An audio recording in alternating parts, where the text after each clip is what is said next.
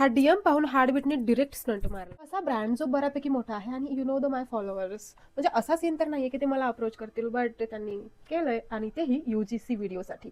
So अभी हमरे मन में बहुत दुविधा है, not for the video but for the UGC, क्योंकि आपण तर UGC क्रिएटर नाही आहोत ना, आणि आपल्याला असे व्हिडिओज द्यायचे पण नाही आहेत इन फ्यूचर की ते UGC साठी यूज केले जाते. Are paying good, so middle class मन ललचा गया और हमने वो ऑफर ॲक्सेप्ट कर लिया. आणि दाल में कुछ काला है हा विचार थोडासा डोक्यातनं बाहेर गेला होता तितक्यामध्ये.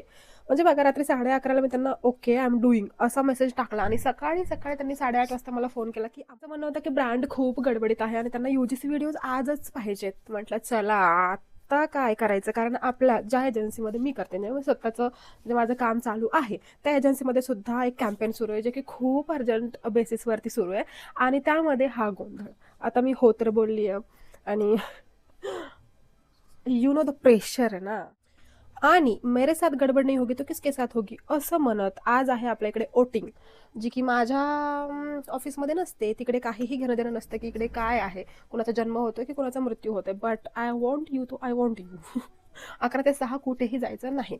गडबडीचं काम सैतानाचं असतं असं म्हणतात आणि प्रॉपर आज सैतानाचं काम करते. हेअर इज द शैतानाचा आशीर्वाद.